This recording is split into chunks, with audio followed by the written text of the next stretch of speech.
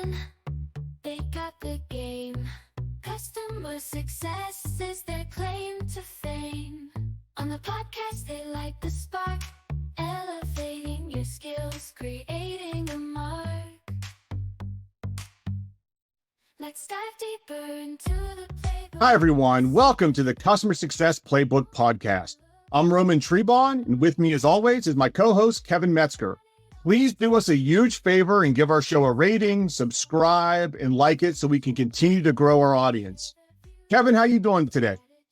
And I'm doing great. It's been an exciting week. Moved my daughter into college this past week. I came back to the house and it's me, my wife, and my other two kids, and feels weird. You're getting old. I can't say that. Next year I can say I'm old because I'll have a kid in college, but right now you seem old to me.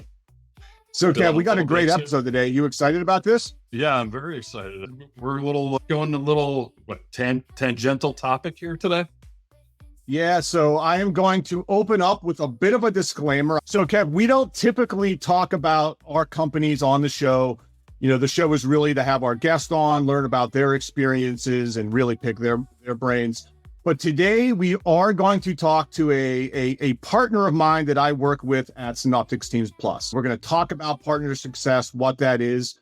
But this is like the first time we've had anyone on that we work with. And so for full transparency for our audience, this is someone that I know and that we work with on a day-to-day basis. So that is my little disclaimer. We've never had two guests on at the same time.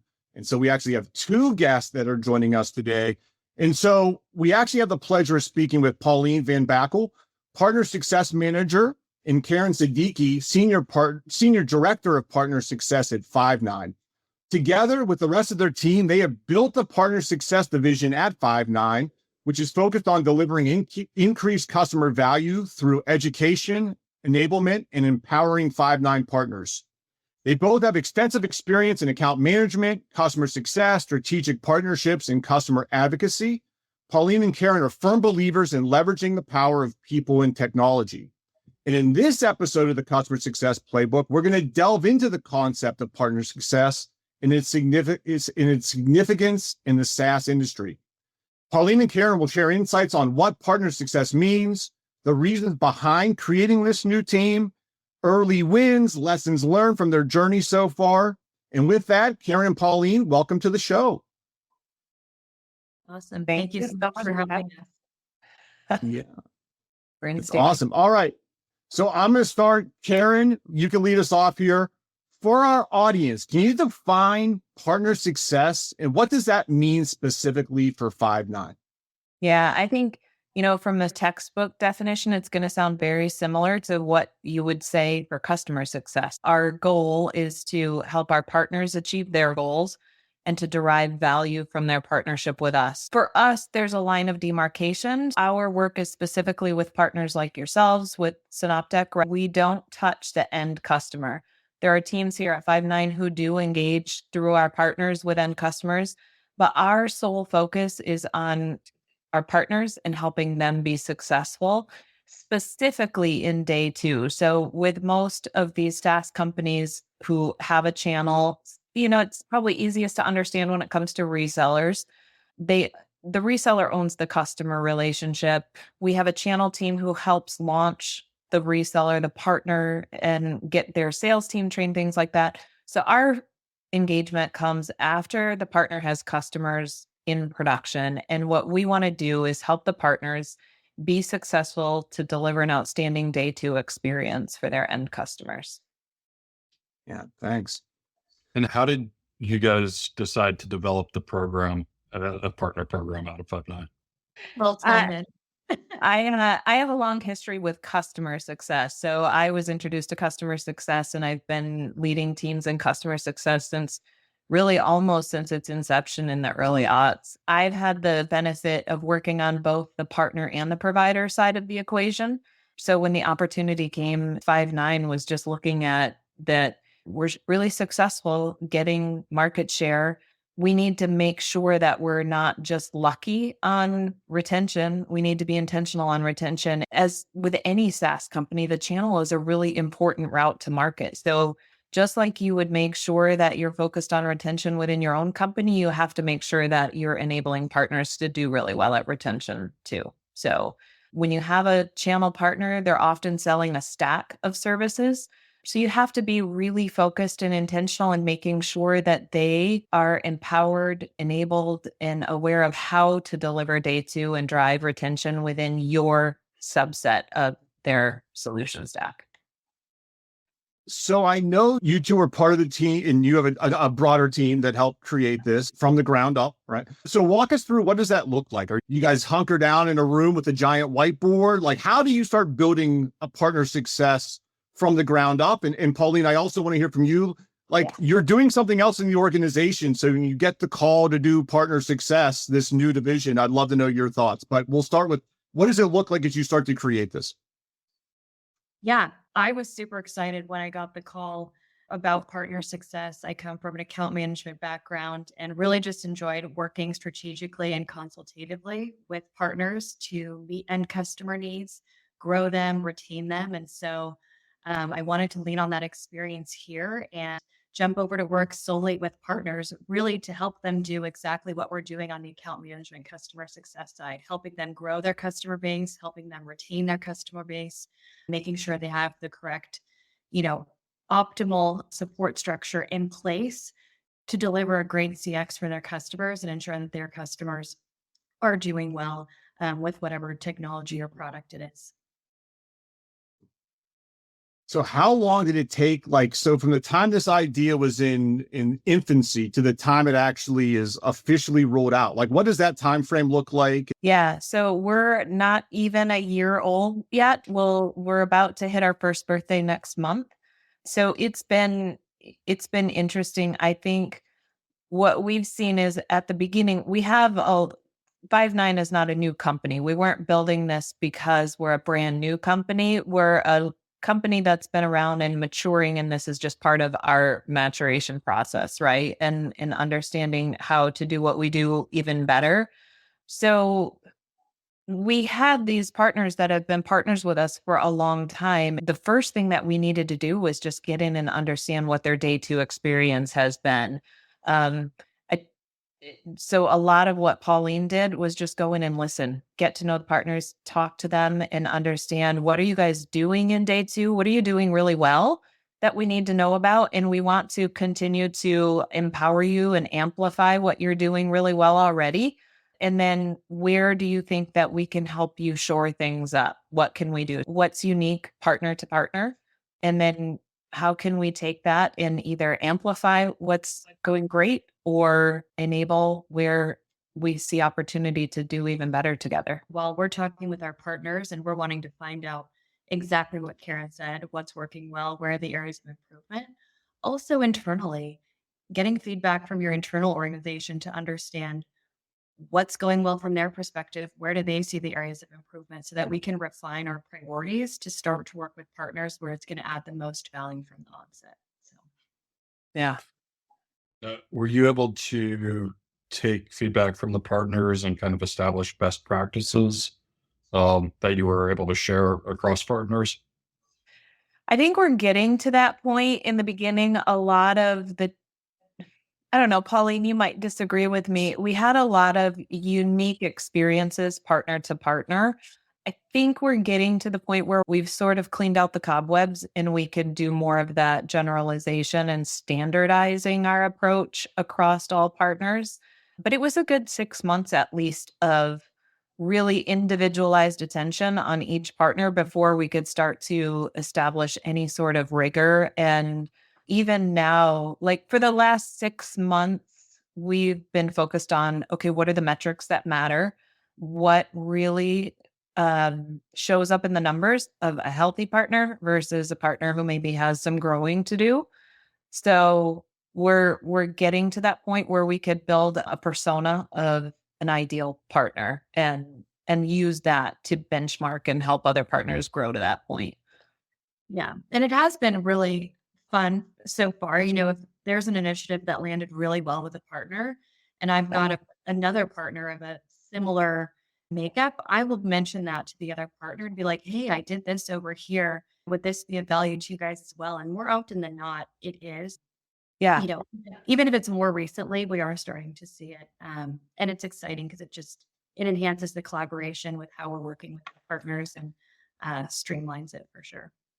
And we're doing that across the entire team too, right? So when Pauline finds success and does something with one of her partners that's great, then we bring it to the team meeting and say, okay, guys, this is what we're doing that's more proactive, less reactive, right? Because just like customer success, we want partner success to be largely proactive, largely strategic. We don't want it to just be a reactive catch-all for problems that crop up in day two. So as we're doing one thing, we're bringing it to the entire team, partner business, but across the entire team to then go, okay, what lands well across 75% or more of the partners? All right, let's make that part of what we do as a team and part of how we work. We have to build small. I think back to one of the questions you asked earlier. How did we start? Some of it was the individualized attention. And then we had one of the very first things we did was just document how do we work best with this partner? Synoptic. She reached out and said, how do we work best with you? What are the processes that are important for us to follow when we're working with you? And let's write it down and educate all of Five9 on it so that when we're working with you, we're all following rules of engagement that help us do business well together. So we really started small that way. We listened a lot and then we just started small and built little bit by little bit. And it's been great. So again, if it wasn't great, I probably wouldn't have you on as guest, right? So but Kevin, I joined Synoptic Teams Plus at the beginning of the year, and that's when I met Pauline, and they said, hey, we have partner success. And I'll be honest, I was a little doubtful. I didn't know, I never heard of it. I was like, oh, what is this? But it's been tremendous. Like, and I want Pauline and Karen to talk about how you empower and enable partners.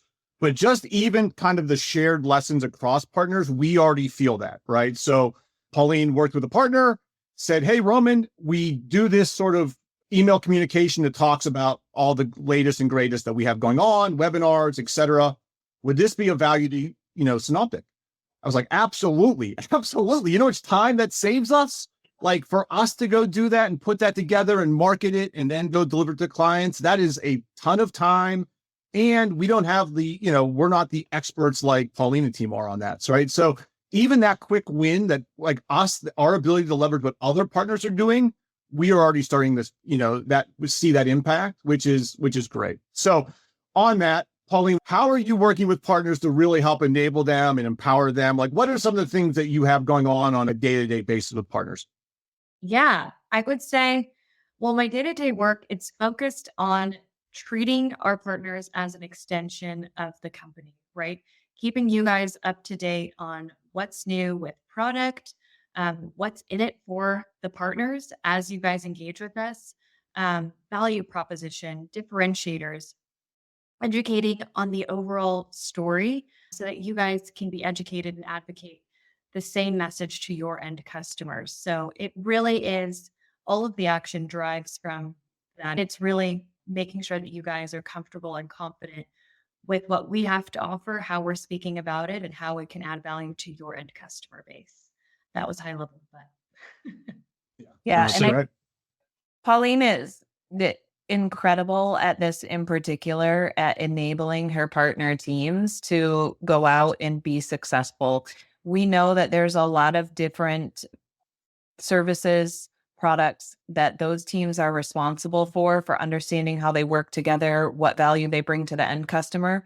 So we want to make it easy. We want to get in front of your customer success teams and your account management teams and spell it out for them. Make it easy for them to turn around and add value to the end customer with information that they might not have otherwise had time to. Here's the white space in those accounts. This represents opportunity for you guys. Like, we're happy to sort of spoon feed that if it makes it easier for our partners' teams to then go out and tackle that and go drive adoption and drive upselling. Or on even the support side, we work a lot with customer support, like break fix teams, to make sure that they're empowered because they're part of that day two story for the customer too. When the customer calls up, We want their team that's delivering, even if it's just first call, we want them to have easy access to information and knowledge that helps them deliver a good customer experience there. So Pauline does a lot of enabling on latest and greatest, what's competitive in the market, what's happening within that partner's customer base. Yeah. Yeah, the and more I'll we just can- add to this. I was just gonna say one thing that we're doing with Pauline, which is amazing. So my team, we meet every couple weeks for a big team meeting. Now we have Pauline's team come in and educate us on their solution set, the challenges, how this is solving challenges for clients, what to listen for in terms of active listening, the ROI on it, all of these details to enable our team. And so we have a whole learning series set up with them. So we had our first one a month ago, already starting to identify areas this can be of value to our clients and starting to talk about this. To me, that's a direct correlation to that session that we set up. Yeah. Because it's that sort of enable where you can actually ask questions, see a demo, talk about it, really dig into the use cases. And then the team has confidence to say, hey, I have clients that have those same issues. That sounds like a good idea to talk about that. Now we're starting to do that as well, right? And so that's just to expand on that education and enablement. Yeah, it's been really awesome working with you, Roman, and the team so far. And I think, the more that we can enable you guys, the more you can service your customer base more effectively, more efficiently, probably in half the time or less than you did prior, just because we have that constant thread of communication and working with you to provide resources, education, whatever it may be, so that you know exactly how you can add value to your customer base. So like Karen said, we're trying to make it easy, simple. Yeah. So that, easy, simple, and scalable, really. I'm going to make sure we don't lose that in the archives. So, I mean, other than having Roman give excellent testimonies here, how are you measuring the success of the program and the success with the partners individually and then as a program as a whole within Five9? Yeah. I think there's a couple different ways. And number one is the question of are we delivering business value that matters to the partners? So again, very similar to what you would hear in customer success, it's understanding what our partners' business objectives are. One of the things that we do is create a partner success plan. In that partner success plan, there's a column, which is business objective alignment. And what we've done is work with our partners to understand what are their business objectives. Are they looking to grow sales? Are they looking to expand the base, drive retention? Could be something unrelated to that altogether, right? But we document it. And then within our partner success plan, we try to tie as many line items, all the activity we've got going on with a partner to a business objective so that we can look back and say, partner told us these were the things that are important to them. These are the ways that we influence that. We can come back with you guys and agree, yes, we're adding value. Or maybe we look at it and say, gosh, we're in a era where we just need to get our house in good order. Then we can focus on that objective achievement thing. But then beyond that, we have a partner health dashboard, and we're looking at a lot of the things that you guys would talk about in customer success. So adoption, net retention. We look at the end customer experience when it comes to the break fix support. So we have some measurements that we look at in terms of when our partners have to escalate or choose to escalate to us for break fix support, what does that support experience look like? So it's a lot of the similar things that you would see in customer success. It's just that the partner is our customer instead of the end customer. And do you have metrics around how many partners do we have the partner success program for? How many how many goals are we achieving on the partner success program? Those kind of things. We're getting there. We're not quite there yet. We started small in the way of rigor in that strategic motion, but we took off at a sprint in terms of hearing what our partners needed. So now we're sort of finally able to catch our breath and start to build that. So all the data in there, we haven't put it fully into a visual yet to get those answers of what does that impact rate look like. But And similar to customer success, as we get more and more data, it's all about benchmarking, right? Creating that baseline and then seeing the trends so that we can provide actionable insights to our partners as they evolve. So as you near your your birthday, the Partner Success birthday. What advice would you give to organizations that are looking to establish their own partner success team? If someone's looking to take this on, what advice would you lift up for them if they're thinking about taking a similar journey? So I had the benefit of coming from outside of Five9 when we started Partner Success. So I was hired to help get this off the ground. Even if there's an internal individual taking this on within an organization, honestly, the best advice I can give you is just listen. So go in first with put your ideas on the back burner. I love ideating around this stuff. And like I said, I have a long history in customer success. So I had a bunch of big ideas, but I had to put that on pause and just go listen. So I set up 30 one-on-ones with people in the organization and just asked, what's your experience working with partners at Five9? What's difficult? What's great? Talk to me. And I just left it open-ended and I just listened. And I have an entire notebook full of notes that I took on those calls to understand, okay, where are the themes what should we tackle first? What's most painful or represents the biggest opportunity? And let's tackle that stuff first. So that honestly is the biggest piece of advice I can give is listen and understand that organization's experience with partners and history with partners. Don't come into it with a bunch of ideas that may or may not be relevant just then. Some of the stuff that we've been thinking about for a year, we're only just now going to be able to get to because we had to address what was most important first. And the only way we knew that was by listening. I would say, taking out your assumptions, putting those on the back burner, and listening to understand pain points and goals on both the partner side and your internal org side is super important. So I would definitely start there. Awesome. So Kevin, before we get into the hard-hitting questions, do you have any other questions for the Five9 Partner Success team? I guess I am wondering if you are using any tools like similar to like a CS platform or something like that to facilitate the program, or thinking about using it if you're not there yet. We're starting out a little bit homegrown. So we have Monday.com for our partner success plans. I've been in other orgs that use Gainsight, things like that are more specific to customer success. I love those platforms, but we're starting small and hopefully we'll get there. Cool. Yeah. The good thing about Monday is we're a Monday shop too, and it is easy to use. So you can always grow from there. It's easy to collaborate on too. So we've shared it with partners. They can collaborate right with us in our success plans, which I think is always a great thing. Pauline, I'm taking a note about that for our next call. So now we're going to get into our rapid fire questions. These are nothing to prep for, easy questions to get to know you guys a little bit better. I'm going to start with Karen. And Okay. Same question to both of you, though. One place you'd like to travel that you've never been? Oh, Finland. Happiest place on earth. Finland. Love it. All right, Pauline, where are you headed? Fiji. Tropical All paradise. right, Kev, you got the next one? Yeah. Yeah. So we'll start with Pauline and then go to Karen. So Pauline, which favorite sport to watch or play? Ooh, basketball. I love watching basketball. Grew up watching it. It's fast paced, entertaining. Can't go wrong. Who's your team?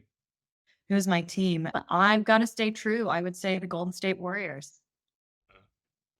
Hopefully you saw Steph Curry play the other day in that gold medal final. He was unbelievable. Yeah, that was an unbelievable finish. All right, Karen, favorite sport to watch or play?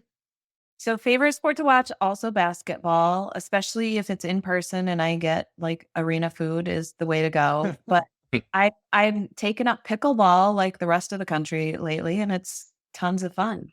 You're gonna have to come out to our event on Friday. Oh, Customer success pickleball game, Karen. It's getting big. I mean, we can extend it to partner success too. There's no just success in general. You can come out. So I will have to send details later on. So, all right. How about a favorite book or a book recommendation for our audience? We'll do snake draft. I'll go to Pauline and we'll go back to Karen. Ooh, I am reading one on mental toughness currently. Couldn't tell you the author, but mental toughness. Mental toughness. Okay. All right. Karen? One of my favorite books that I've read, business related books, is How to Lead When You're Not in Charge by Clay Scroggins.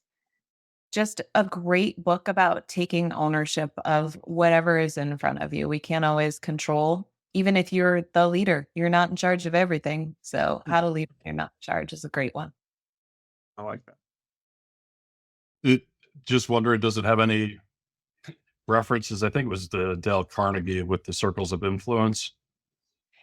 It's been a while since I read it. So, I mean, it's kind of in that same, oh, realm. Yep. very cool. Yeah. Although I will say also, I love fiction. If you haven't read Defending Jacob, excellent read. Don't watch the Apple.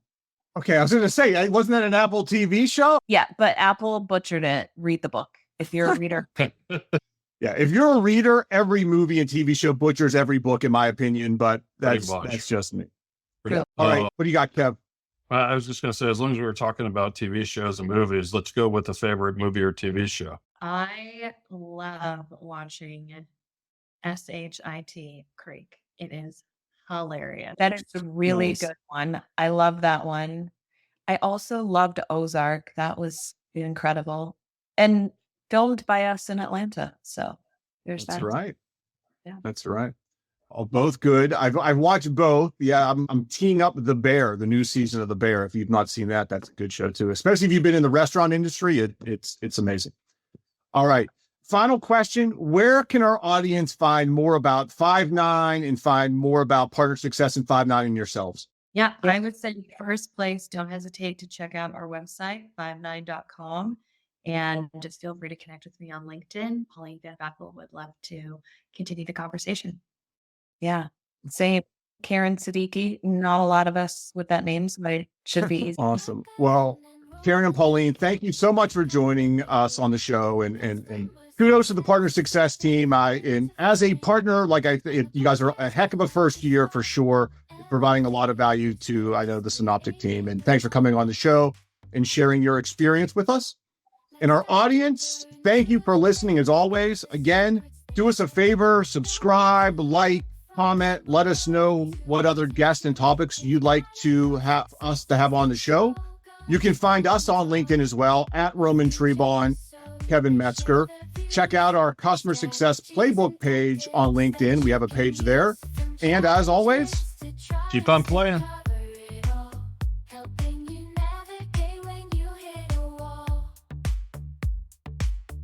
So tune in now and join the quest. Kevin and Roman put you to the test.